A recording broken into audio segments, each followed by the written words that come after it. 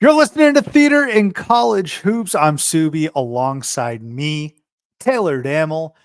We are brought to you by Belly Up Media. Go download, subscribe, rate, and review us on whichever device it is that you use. Your college hooper of the day, we got Isaiah Cousins from Oklahoma. Why not go with Isaiah Cousins? Hey, he went to a Final Four. He was a backcourt mate with Buddy Hield. I love that Oklahoma team. I'm not going to lie. But Isaiah Cousins, he is your college hooper of the day. Check out the website at theaterincollegehoops.com and make sure to follow me at CBB Theater to find out where the theat is. You should also follow Taylor at Taylor Dammel. Let's open the curtains. TD back again. I know we took last week off, or last Friday's episode off. But how are you? Welcome back. What's new? Man, it was a great weekend. Wasn't it? Should we just dive the hell in? Wasn't it a great weekend? I don't even care about professional sports anymore. I've given up on professional sports. But from a collegiate, for the first time in our, I'm 34, you're 33, so let's call it our 67 combined years, our professional football teams are absolutely the worst they've been in our entire life. So let's not focus on that anymore. Yeah. That's why we got college sports, and that's why we have a college basketball podcast. We don't have an NFL podcast. We have a college basketball podcast, and there's a reason for that. Sue, can you give me some credence as into the reason why you have a college basketball podcast over everything else? Well, because of Arizona Duke's result on Friday night, man. What a win. What a win for Arizona. And I think it was March 16th. Keep me honest. I think it was March 16th that they lost to Princeton. And after that, I said, never again. I'm not going to get excited until March. I'm still kind of tempering everything just because, look, yeah, they had an awesome out-of-conference schedule last year, did Arizona. Beat Duke this year. They can prove how good they are with their out-of-conference schedule again this year. Look, if the last remaining piece is beating an Ivy League team in March, and then I'll be ready to go. But in all seriousness, awesome win for the Cats going into Cameron and toughing out a victory. They were down 1 with 30 seconds left, and they ended up victorious. That doesn't happen with a lot of Arizona teams against Duke teams, right, Taylor? So I'm just, before I even talk about the outcome of the game or the teams and our rooting interest, I want to just bring up the fact that how awesome was that as a college basketball game as a general sense, even if you were a neutral third party. I'll get into this a little bit more as to why I think this is such a big win for Arizona. But you know, the home and home has really gone away in the college basketball world a lot. And that's what kind of makes college basketball fun. Obviously, in conference, you get those type of games, but out of conference, we're always playing in Vegas. Maui's been there forever, so I'm going to give that one a pass. But now we're playing in Vegas. Right behind me, currently we're going on is the Champions Classic, which is in Chicago, right across the street from you. And it's not that these MSG, United Center, Vegas games aren't exciting. Don't get me wrong, right? But that's not really the essence of college basketball, right? The essence of college basketball is playing on campus. It's the Dukies and the Cameron Crazies camping out, which I believe this was the earliest they've ever camped out before. Did I hear that correct? Because it was the second game of the season. So I think Billis said that like they've never set up camp this early in November before, like pre-Thanksgiving, something like that. So it's crazy what happens, Duke, when you schedule home and homes. Yeah, that's because they've only been playing Gardner Webb in November and December for the last 45 years. But that's my point right there. So I do want to give John Shire a lot of credit as well, is because a lot of people in his situation could have just continued the status quo of what Coach K was doing, which obviously certainly was not failing. It was working just fine, but I'll give him a lot of credit. He had a really nice comment about Arizona specifically. And again, I'm not trying to say this as an Arizona fan, just saying as like how coaches should treat other large brand college basketball teams. He's saying, hey, listen, I remember when I was in college, Lute Olson recruited me. It was one of the schools that I had thought about going to. He was actually at the 2001 national championship game as a guest of Michael Wright, rest in peace. And I'm not saying Arizona Duke specific, but that's not the only situation. There's a lot of that now in college basketball. Now that we have a lot of high 30s, upper 30s to young 40s coaches that have played for a Coach K or a Lute or a Roy Williams or so on and so forth. So kind of bringing that style of basketball back is really refreshing. So now that I Well, just have real said quick that, before yeah, you go ahead. dive into actual Arizona, Yeah. I just want to piggyback off that. You're right, Taylor, 100%. I think we actually made this conversation or made this topic on the podcast a few months ago, maybe during the off season or late last year, which was to say we need more true home games, true road games.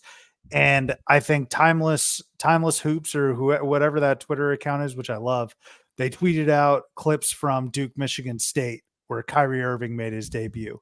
And you're in Cameron and Draymond Green's there. And like it's just such a better atmosphere. It's such a better atmosphere. And I love the novelty of the ship being on that ship outside, all that stuff. But please give me more, and I'm encouraging this, please give me more venues that are college basketball venues. And I mean, we saw it even with Michigan St. John's, even though it was in MSG. Like MSG is different because it's St. John's, but the fact that there was the Cameron was hosting Arizona again is so awesome, and you tweeted it too. So I just wanted to mention that and give you credit as well.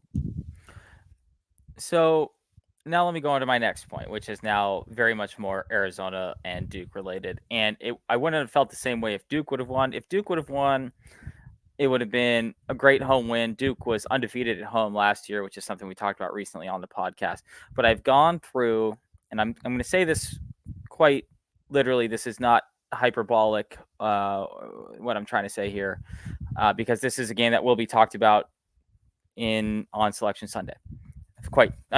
It could be a very major topic of discussion on Selection Sunday. On the second game of the year, Arizona might have the singular most consequential win of any win in college basketball this year. And I don't think it's I don't think that's going on a limb to say that. And that's echoing off the point I just made. I have gone through every single non-conference game through the rest of this season. And there is really not another game that's going to be an on the road non-conference. Of course, we'll have a Baylor Kansas. I get that. That's an in-conference game. It might be for the conference. I understand some people might think that's more important than this game. Whatever. That's fine.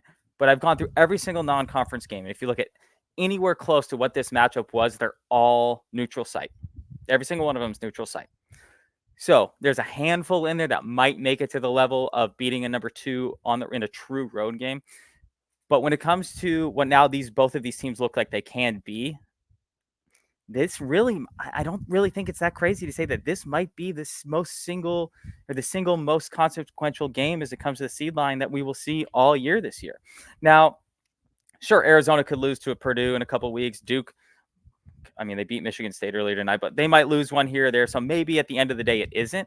But it has as good of a likelihood as any other game to be like as important of any game we see this season in the non-conference schedule.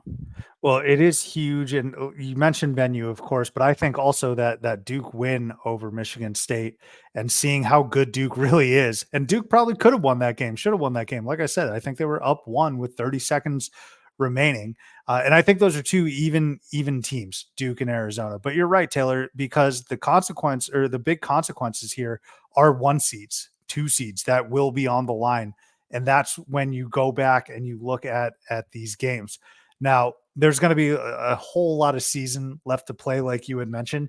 But as it relates to out of conference true road games, yeah, I don't think, all you said was this could be, or this is arguably one of the most There's just consequential. not another I think that's fair. platform for this type of win essentially available in college basketball in the non-conference schedule. I'll tell you what, it wouldn't, Arizona could have an argument with this game, with their game against Purdue. I know it's technically neutral, but it's in Indianapolis. Your boy will be there, boots on the ground, if you want to come say what's up.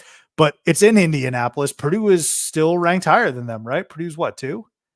Right? So if they have Duke under their belt and Purdue under their belt in, like, I'll say 1.5 road games, You could make an argument that the Purdue game would be more consequential, especially having that Duke game in your back pocket, right? And so they still have a ton of other tough matchups to go as it relates. Look, FAU looks good. We'll get into Michigan State in a bit. They're really screwing a potential resume booster, and then Wisconsin looks awful. But those, I mean, that Purdue game could give this Duke game a run for its money. Now, you want to win that game, you got to do that. That Purdue is anywhere, any venue is not a gimme, much like this Arizona Duke game was. But man, what a blast of a game it was for me to watch. I was with my family trying to spend time with the baby while also spending time with relatives, while also spending time with Caleb Love and Kylan Boswell, who grew up. Actually, Colin Boswell was awesome last year, but man, you go into that's the type of win, Taylor, where you go into Cameron and you see kids grow up. You see Kylan take that next step, right? Keyshawn Johnson's a grown ass man. He's played in a Final Four. He's played in a national championship game. Caleb Love owns Duke. I'm not sorry to say that. I wrote a blog about Caleb Love, how he smoked them in Carolina colors. He owns you guys. I'm so sorry to say. Philip, not Philip Borovichinen, excuse me. Krivas grew up in front of our eyes, right? I mean, it was just a total team dog effort. And KJ Lewis, man, the freshman, he's underrated as hell. So it was just a very fun game to watch. Taylor, and I'm going to kick it back to you for additional thoughts. The only other thing that I would say annoyed me slightly as a result of this was the ranking fluctuation. Arizona was what, 12, and they jumped all the way to 3. Duke was what, 2 or 3, and they dropped down to 9. I would say both of these teams are around the 5 to 7 range. I think Arizona was better than 12. I don't know if they're a top 3 team. I would say Duke is probably a little worse than 3, but I don't know if they're as low as 9. This is what happens. I'm not getting into the rankings, but just the fluctuation of it all kind of points to, well, preseason rankings are silly, because I always thought Arizona was a bit undervalued there. And I don't think Duke's as bad as people might want to say they are. And the sky's not falling just because you lost to a very good Arizona team by like 5 points at home. So I'm with you on what you're saying, but one of the things that we've always complained about as Arizona fans is whenever Arizona has lost at home, we've always fallen further than what we thought that we should. And it's kind of nice to see that going back the other direction. So, I mean, that shows you how much value that the press puts on home games. So, in thinking about it that way, and think of the few times, it hasn't been a lot in our time that Arizona's lost to like a UCLA at home or whatever it may be. We've always been to ourselves, well, what the hell? We shouldn't fall 8 spots for losing one game. But it's kind of nice to see that shoe on the other foot in this situation where they are actually treating Duke on an equal ground, as we've always complained, or at least I've always complained about, like an East Coast bias type of thing. I do agree with you that I don't think Duke should have fallen to 9. That seems a little far. 7 spots seems kind of far, especially for the first week of the year. I don't think there's any reason that Arizona shouldn't be as high as 3. They beat the number 2 team in the hardest venue on the attention. That's fine. Basketball. Duke falling to 9 is too much, though. I would agree. I think there's somewhere in the middle there between 9 and 3 is all I would say. I don't know if Arizona is the third best team in the entire country. But I would say that and I think that a lot of the questions that the national media and fans have had about Arizona over the last 2 years under Tommy Lloyd has been a toughness factor. Really good in the regular season, can get up and down and run, so on and so on and so on. Right. And obviously, this isn't a tournament game. We got 4 months to the tournament. I know that that's not where we're at right now. But you can already tell 3 games into the season now that Tommy Lloyd has really been able to change his style of roster just a little bit. Like you said, with a Keshad Johnson, with a KJ Lewis. Keshad Johnson is as versatile, more versatile than I even ever expected. And we've watched him for several years at San Diego State. This guy was bullying Flip inside, and then he was also stepping out and hitting threes and then dunking on people too and dropping nice passes. I mean, super versatile for a guy that plays the 4. What I like about this Arizona team, and it came to fruition, we talked about it in the Pac-12 preview show, but it came to fruition here early in the season, is they've got to be about as versatile of a team as there is in college basketball.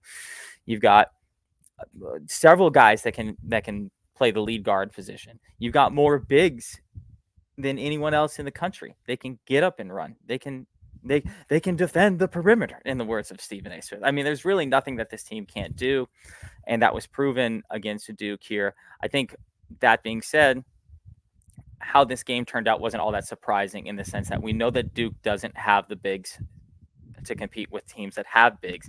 That was part of your reason that you picked North Carolina to win the ACC, if I remember correctly. So, and then I will say this before I kick it back to you. Let me try and not pull a muscle, patting myself on the back.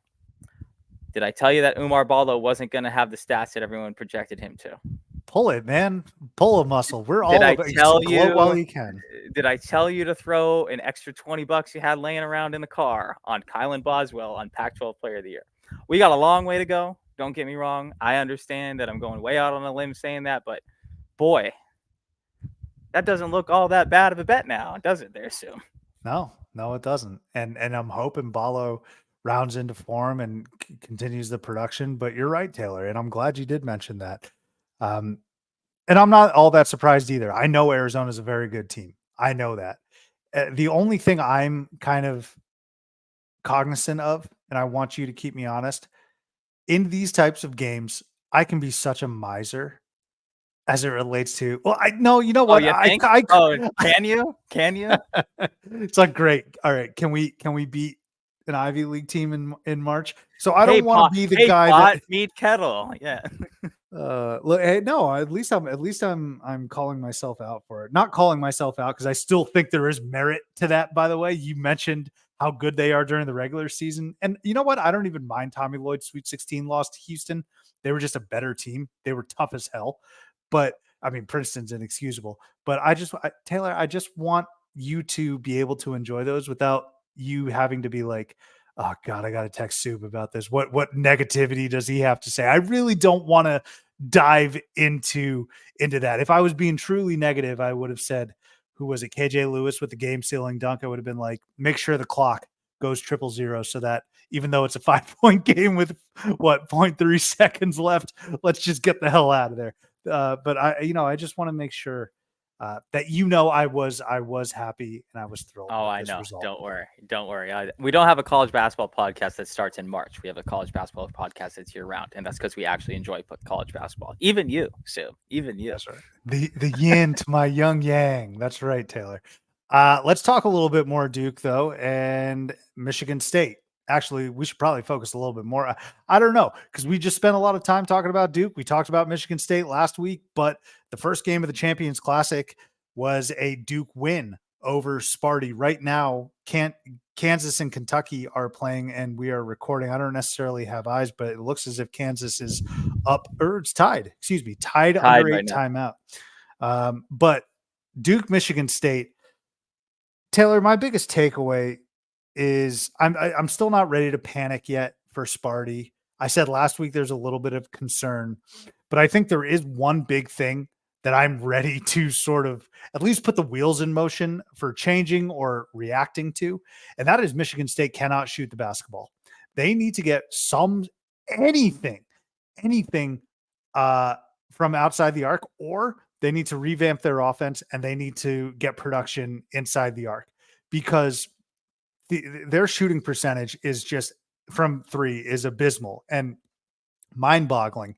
How many did they make last night? How many threes did they hit? 6. Okay, that's not too bad, but they still shot 30. No, this is bad. What am I saying? They shot 32% from 3, man, following up a 5% game against James Madison. I think they shot like a 20% rate the game that they won. No, they shot.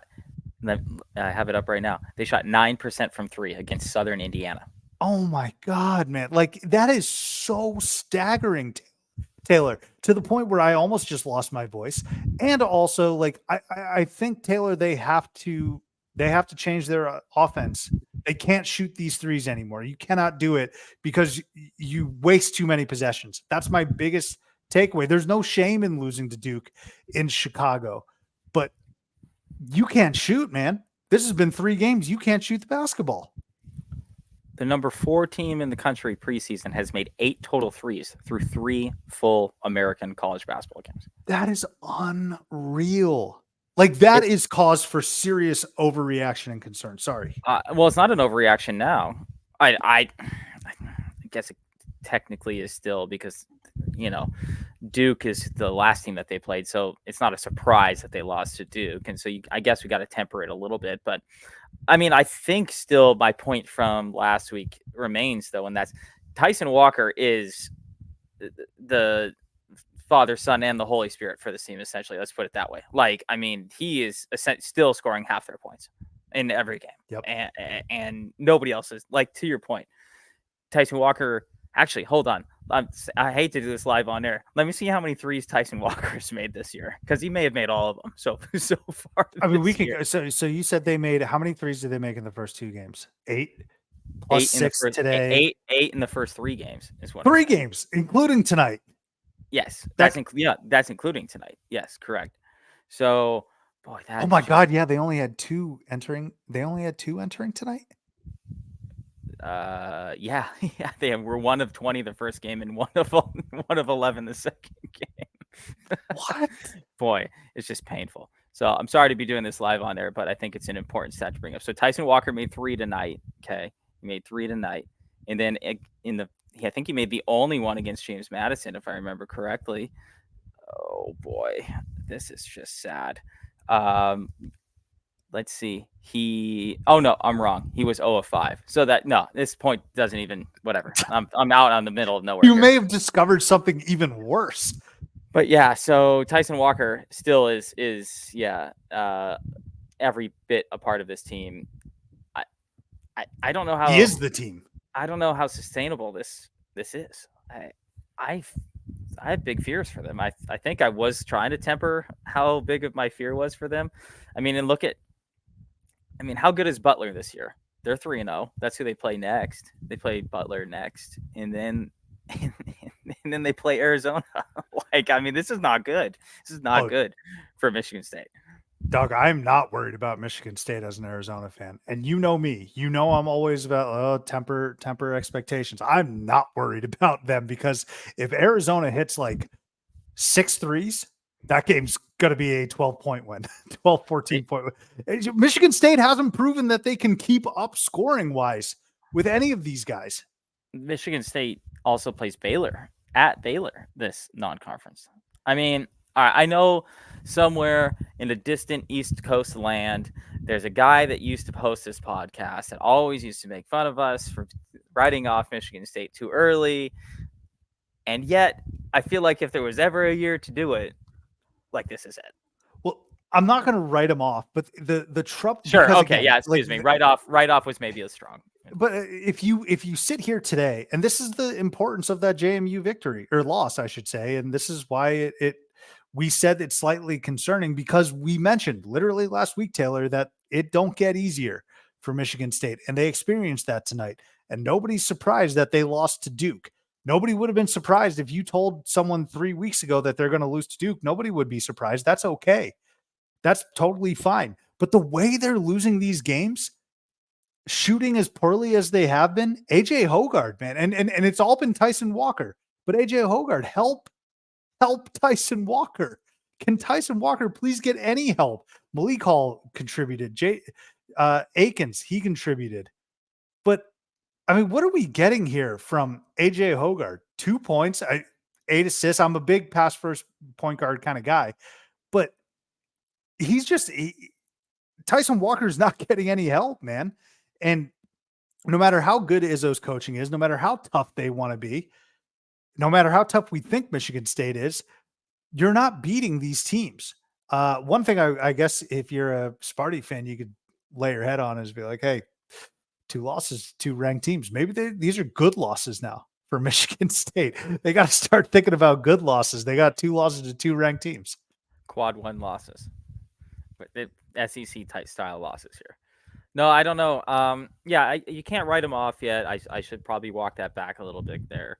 But this is as concerned as I think we've ever been about a Michigan State team. I think that's easy to say at this point, because this is, like you said, the shooting. two of those games being at home too. So it's not like you're on an aircraft carrier or something like that where you could have a good excuse. Even you could say, okay, game one, all right, whatever. But I mean, you can only have so many excuses before maybe this is just who you are. What did was it Bill Parcells? You are what your record says you are, right? And at this point, that's pretty true with Michigan State. You are what your shooting percentage is, Taylor. Like that's what I really need. I need folks to understand what I am going over the moon about. It's not that they're 1-2 because I fully trust that they can get this back on track. But I think they got to get it back on track with the interior, with everything inside the 3-point arc. Because what's not, what's not. Here's the best way to put it. What is more sustainable, or what do you think is going to happen, or what's more likely to happen? Michigan State gets back on track in the win column by updating or going with a different offense, primarily paint inside the 3-point arc, or do you think they magically shoot better than 20 some odd percent from three? I don't think I'm seeing there's no evidence to direct me and say, yes, I believe these guys will shoot better from three. Right. I mean, I would say they'll shoot slightly better than they are now because it would be damn near impossible to shoot worse as a high major D1 basketball team. But yeah, you can't convince me that all of a sudden this team is going to become a 35% plus per game 3-point shooting team. I'm with you on that. So yeah, we gotta work inside out here a little more. Perhaps we gotta get some more. We gotta get to the rim a little bit more. I'd say get to the free throw line, but I don't think they can shoot free throws either, which is gonna be a little tough. They would have won that game against James Madison if they could shoot free throws. I think they missed 13. I think it was 13 free throws that they missed. They missed 5 free throws against Duke tonight, which is fine. But they only took 12 free throws, which is a little less than necessary. Tyson Walker did get to the line against James Madison 17 times when he missed 6 of them. So that's not going to work either. They missed 14 free throws against James Madison. So we're going to need a lot of layups and dunks here. I'm telling you, man, it's just the style in which they're losing. And of course the expectations too. The expectations for this team, Elite Eight, Final Four, 1 to 2 or 3 seed. Right now, they're looking like a team that's maybe a 5 seed or lower. They're going to make the tournament. I think they're going to be just fine. But are they going to be a top 4 seed? Are they a top 16 team in the country? I don't know. No. And right now they have not given me any evidence to think that. So still early, but I think they got to revamp their offense, find other ways to score. So, but you know what? Congrats to Duke. Nice little rebound win after a tough loss. And so that's why I'm not worried about Duke. And that's why I didn't think that they should have been dropped as precipitously as they did.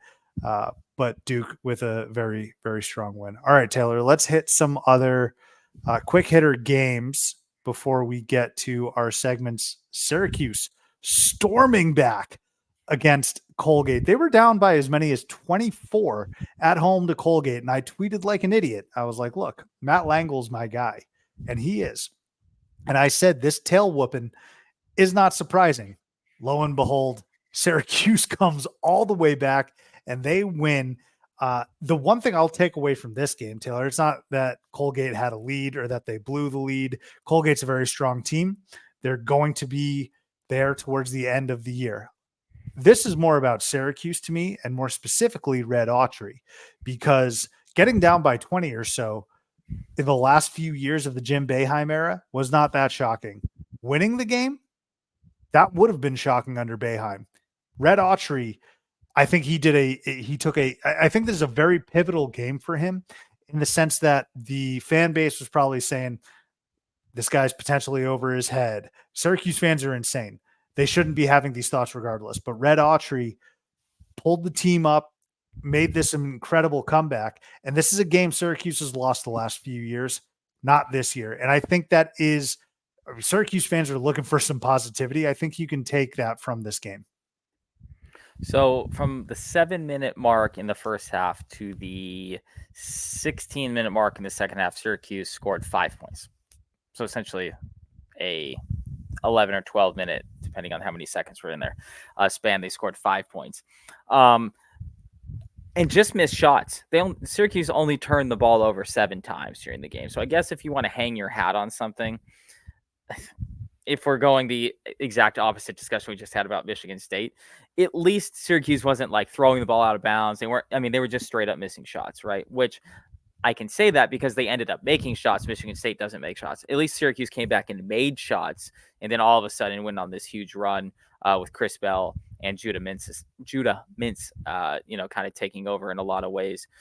You are right. It can galvanize a team, even though if you take that fact that it was Colgate out of it, you could be like, okay, this team rides Perennial together. tournament team. Perennial's a word. They've been in the tournament the last like 3-4 years, haven't they? Colgate. Okay, sure. They always win their freaking conference.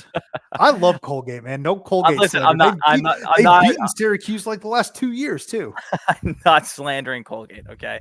I'm just saying that like it wasn't against Duke, since we're talking about them. But yeah, it is a moment that you could be like you said, for Autry, for Judah Mintz, Chris Bell, a lot of these guys that are new to the team as well. Hey, we're coming together. We can stave off anything. Like you said, down 24 as 7 points. They were only 7-point favorites, so I'll give you that. It wasn't supposed to be like a blowout by any means. So, yeah, I would imagine there were a number of people that left this game early and listened to the comeback on the radio. Considering the comeback didn't start until, essentially under the first time out there, down 26. It's Syracuse. Winter has started. Let's get home. So. I don't know what this means for their future, but it certainly is a positive, and I think that. You could probably look back if they roll off a couple games here, or beat any opponents that they shouldn't. Say, hey, that game probably brought them together. I mean, they play LSU and Virginia their next 2 games. You want an idea of how this game brings them together? There you go. Those 2 good games that you can look at right there. LSU, but especially Virginia. I think it's very important for first-year head coaches to hit the ground running and win these games. There's no game too small. Look at last year, Jerome Tang winning games early in the season that built momentum for Kansas State. Now, Bruce Weber was no slouch, great coach in Bruce Weber, but towards the end, it was almost like, all right, Kansas State is kind of they're like dead men walking. Essentially, there was no juice there. Okay, but Jerome Tang comes in, wins some of these early games, builds momentum. Another guy, Dennis Gates at Missouri. Okay, very similar. Makes it to the NCAA tournament. And he did a wonderful job at Missouri last year and building momentum this year. Who knows if we see something similar with Red Autry? And he's in a position that not many other coaches in the country are. Maybe John Shire's the only one who can commiserate with him. Maybe Hubert Davis at the same time. But these are guys stepping into monster shoes. And so good for Syracuse sports. I don't really like Syracuse all that much, but the sport is better when they're good. And we haven't seen a good Syracuse team in about 4 or 5 years. So we'll see what we get moving forward. Taylor, let's head back to the Big Ten. Michigan State, not the only team that struggled and is sub 500. Maryland, 1-2. Worth bringing up, I thought. They opened the season with a win against Mount St. Mary's, but they dropped 2 in Asheville, 1 to Davidson, 64-61, and then they turn around and lose by the same margin, by 3, to UAB. I've never been a big Kevin Willard guy. There's still time. They had a good season last year, but it's a little perplexing. I was like, that's the word that kept coming to my mind was with all this veteran leadership, with the talent. I shouldn't, maybe not necessarily talent, but this is the core group of guys that Maryland is built around. I'm a little perplexed that they got waxed in Asheville. Well, it's just another team that can't shoot. 22% from 3 on the season so far. They were only favored by 5 against UAB, so it wasn't like crazy that they lost that game. But you're right. Maryland really should never start the season 1-2 against, I don't want to say nobody's, but against Mount St. Mary's, Davidson, and UAB. Like that's not a Maryland type of start to the season. Yeah, Willard, not my boy either. Um, and Maryland is a school that is, what's the way to put this? They probably think that they're a little better or bigger in the college basketball world than they are. So they have some high expectations of whoever's in charge there. This is going to heat his seat up probably a little quicker than he would have realized it was going to already. Um, they play Villanova next, and I believe Villanova just lost tonight as well. Yes, they did. They lost to Penn tonight. So talk about some teams that are kind of struggling out of the gate that are perennial. Speaking of perennial, these are perennially good teams. Maryland and oh man, jeez. You're right over there. Oh boy, excuse me. Oof. Yeah, too much Maryland, too many missed threes over here. But yeah, then they got UMBC as well. Yeah, I mean they got a tough stretch coming up here, but they've been struggling. Willard's gonna have to get his senior leadership together here. Jameer Young, Dante Scott, got to start better. That's all. You got to start better. And you talk about some of those coaches last year, Dennis Gates and Tang, building good momentum, good habits. Willard had a nice first season at Maryland, and this is kind of a bit of a step back for them. And the same thing with Villanova and Kyle Neptune, right? Kyle Neptune wasn't as good as those other coaches that I mentioned in terms of regular season success at Villanova. This is a big year for Kyle Neptune, and losing to UPenn is a bit of a regression. It's a bit of a step back. Again, not worth overreacting or going crazy, but slight concern. And so the loser of that Maryland Villanova game is going to be feeling like it's going to be an uphill battle. So that's going to be an interesting one to watch. But Maryland tightened the screws a little bit. I would ask you. Well, and that game is at Villanova too. So not ideal. Not ideal for Maryland. Could very easily start the season 1-3.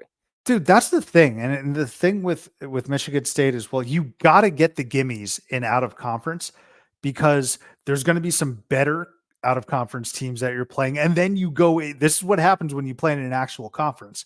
The Pac-12, you can get clipped a couple times in out of conference, and then you still probably have some layups in conference as well. There's no layups in the Big Ten. I'm sorry. Even Nebraska is not a layup, right? So it is important. Like, people look at these as tune-up games, early season games. Let's, shake off the cobwebs. We have time to get it right. No, you got to beat JMU. You got to beat UPenn. That's a Big East team, but you got to beat the Asheville teams if you're Maryland. Like, these are critical, because it starts to snowball just a little bit. And then, you're the worst thing you can do as the season progresses is to give yourself less and less of a margin for error, because that's when you just shit your pants as college kids. When you start looking at bracketology, when you start looking at blind resumes, and you're like, oh shoot, if we win this game, then we're firmly in. But if we lose this game, we're back on the bubble, or we're completely out. That's how these things sort of start to mount. And you say to yourself, man, we couldn't just beat UAB. We couldn't just beat Davidson. We couldn't just beat JMU at home. That's how these, and again, Michigan State's not going to be a bubble team, but you see what I'm saying. Well, and look at Villanova's upcoming schedule. They really need they need to get it wagon. Right. Yeah, it's Maryland, it's Texas Tech, it's St. Joe's, but that's in the battle that's a Big Five as well. Texas Tech is the first game of battle for Atlantis, and they got K-State and UCLA after they come home from Atlantis.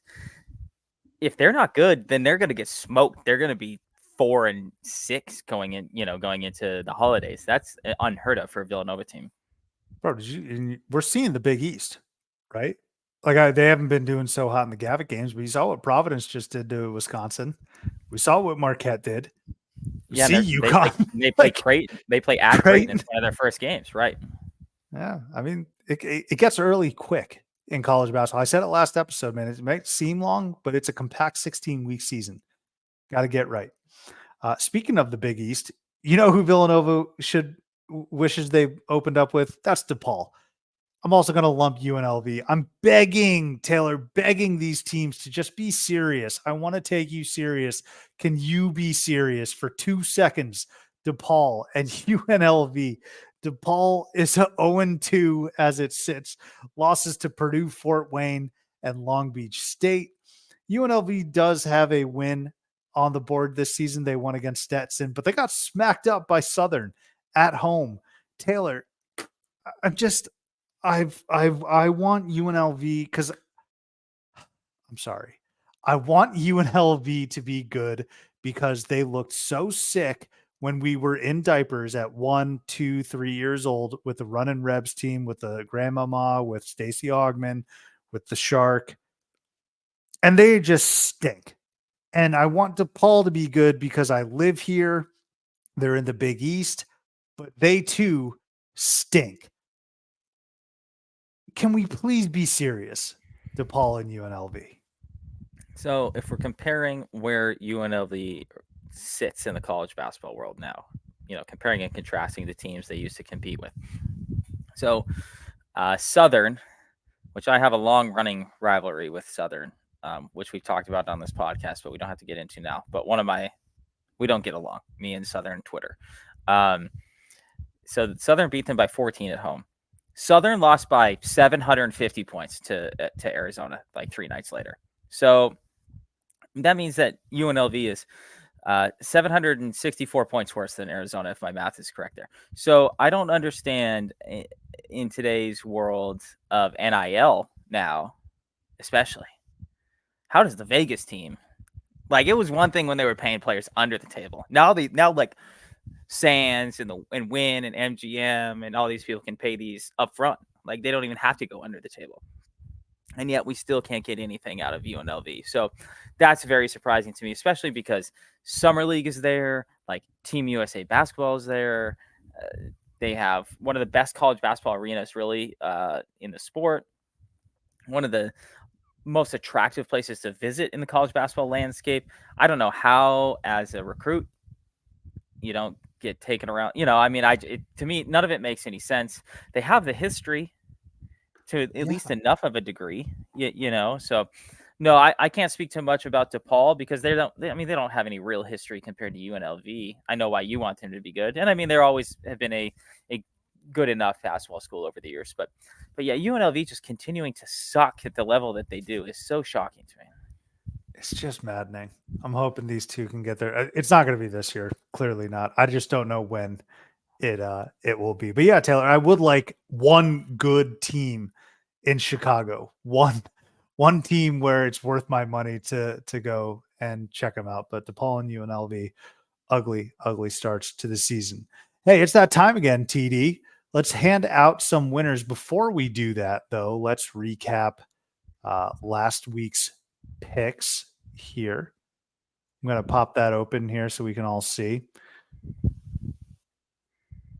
Hopping over to the bets. Actually, you know what, Taylor? Let me recap, and then you need to tell me how we want to calculate this. Okay, so FAU Loyola Chicago. Taylor told you to take Loyola Chicago plus 4.5. That missed. Loyola Chicago just looked out of sorts all game. ASU Mississippi State. Bulldogs easily cover the -4. Absolutely smacked ASU. Canisius Syracuse -12 is what Taylor took. That was a push. Syracuse won by 12. So you tell me, Mr. Dammel, how are we calculating this? Well, so a push, you get your money back. So you would say, in my estimation, that you're 50% because the one is worth half, because it's a push. So you didn't make any money, you didn't lose any money. At the end of the day, is on that 1 and 1 means you didn't. You're even money. So percentage wise, yeah, we only won 33%, but we also didn't lose any money. So we're really looking to win money here, Sue. Is the point of these bets. No money lost, no money gained. So I think we move on to the next week with the same amount of money. I have said in the past before, I'd rather go 3-0 5 times than go 2-1 every single week because I am a parlay type of guy. That's going to make more money than anything else. So 1-1 to me is just like the most worthless thing of all time. So I apologize to all my listeners, all of our listeners out there. So let's try again and let's do better this week. And God, the games that we're betting on today when this podcast comes out are just atrocious. So let's just go ahead and see what we can come up with here. We're going to start off deep in the heart of Texas is where we're going to go right now. We've got Texas by 19 over Rice. straight up just feeling Texas on this one. They're a better team. Rice has actually covered 2 of the last 3 games that these teams have played. I'm rolling with Texas on this one, minus 19. Then we're going to go over to, I think this is a Princeton podcast at this point, is it not? I think it is. And because of that reason, we're taking Princeton plus 5.5 against Duquesne. Princeton, good start to the year, 2-0, as we've already noted on this program. One of our favorite teams. They're also 8-1 against the spread in their last 9 games. A team that Vegas seems to continually undervalue. Duquesne is just 2-6 against the spread in their last 8 games. So we're going to roll with Princeton, who beat Rutgers, beat Hofstra. Duquesne has beat Stony Brook and College of Charleston. They've covered in both of those games so far this year. But I am liking Princeton. 3rd game in a row as the underdog, and they've won straight up both times that they've played so far. So, and then in our 3rd game, we're going to keep it here in my home state of Arizona, but it's going to be played up in Seattle. That's the Seattle Redhawks taking on the NAU Lumberjacks. Seattle giving 11.5. NAU has just gotten demolished in their first 2 games so far. They're 0-2 against the spread. They are 3-17 in their last 20 road games. They're just not a good basketball team, long story short. They got smoked by Grand Canyon by 34, and then they lost to UConn. Well, I mean, it is UConn, but they lost to UConn by 43. Seattle is just a better basketball team. Beat Montana State, beat Prairie View A&M. So we're going to roll with Seattle minus 11.5. So that's Seattle minus 11.5, Princeton plus 5.5, and Texas minus 19. Love the picks, baby. Love those picks. Hey, a little easy on the slander for NAU. Weren't they in the title game, conference title game last year? Almost went to the NCAA tournament, or was it the semifinal? They may have been in the semifinal there. In the here and now, they're awful. So they were awful last year. Yeah, they weren't even good last year. They just looked in. Except for Liam Lloyd. We love you, Liam. Shout out. All right. Let's end it out here now, Taylor, with not so mid. Who are we giving some love to today? Coaches, players, teams from the mid-majors. Let's go to late on a Sunday night in Moraga, California. A team that many over this past weekend were talking about potentially overtaking Gonzaga in the West Coast Conference this year. And yet they forgot about our boy Dylan Jones with Weber State. Dylan Jones scored, how many points was it? 29 to lead the Weber State Wildcats over St. Mary's at St. Mary's. A shocking game because they're automatic at home. Pretty much against everyone, even against Gonzaga, they're almost damn near automatic at home. So from Weber State to go on the road, Dylan Jones scored 29 points.